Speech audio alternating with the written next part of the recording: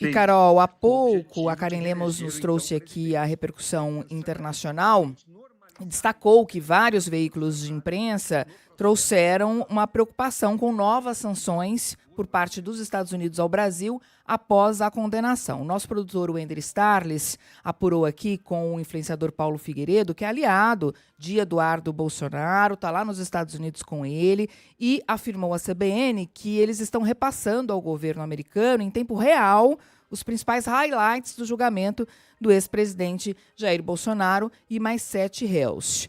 Como eu disse, Figueiredo está lá nos Estados Unidos desde fevereiro e ele e Eduardo têm atuado abertamente como aliado do ex-presidente e fazendo articulações junto ao governo de Donald Trump relacionadas às sanções contra autoridades brasileiras. O influenciador, o Paulo Figueiredo, chegou até a antecipar que Alexandre de Moraes seria incluído na lista de sancionados pela lei Magnitsky. O Wender Starles apurou também com aliados do deputado Eduardo Bolsonaro e eles afirmaram que estão buscando mais sanções aos demais ministros que participam do julgamento na primeira turma da corte, que são eles, Cristiano Zanin, Flávio Dino, Carmen Lúcia, Luiz Fux e Alexandre de Moraes. Na verdade, Fux, depois de ter absolvido o ex-presidente Jair Bolsonaro, vai ficar livre dessas sanções, ou pelo menos de pedidos de sanções por parte de Paulo Figueiredo e de Eduardo Bolsonaro. Alexandre de Moraes já foi sancionado, né, Carol?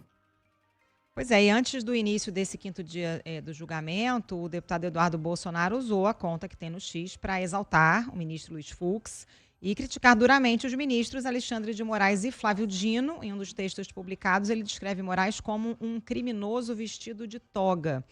No início do julgamento, na terça-feira, o governo dos Estados Unidos voltou a fazer novas ameaças contra o governo brasileiro.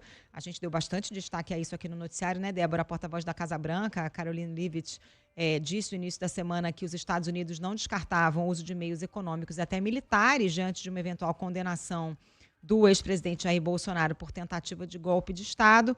A agência de notícias Reuters publicou hoje que é provável que essa decisão do Supremo Tribunal Federal pela condenação enfureça ainda mais o presidente americano Donald Trump, que tem chamado esse caso de caça às bruxas e vem criticando duramente o Brasil, né, e retaliando com aumento de tarifas, sanções contra o relator do processo e revogação de vistos para autoridades brasileiras. Débora.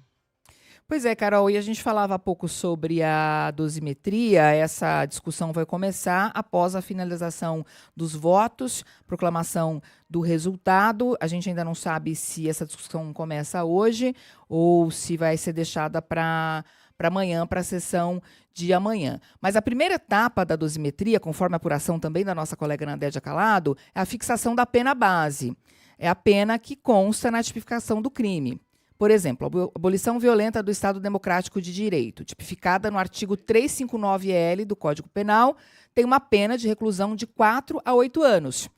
Essa pena base define em qual parte desse espectro vai ficar a pena e tem como base fatores como nível de culpabilidade e histórico pessoal. Logo depois, são considerados fatores agravantes, como a liderança do crime, por exemplo, e atenuantes, como confissão. Por fim, os pontos previstos em lei que aumentam ou diminuem a pena, como concurso de pessoas. Assim como no voto da condenação, quem começa esse cálculo é o relator, que vai apresentar uma proposta de pena para cada um dos réus. Na sequência, cada um dos ministros vota, podendo concordar ou apresentar argumentos para propor uma nova pena. O ministro Flávio Dino já disse que vai divergir, né, nessa dosimetria, e a pena final será que tiver a maioria dos votos, e tudo isso é feito para cada um dos réus individualmente, ou seja, para cada um dos 8 réus.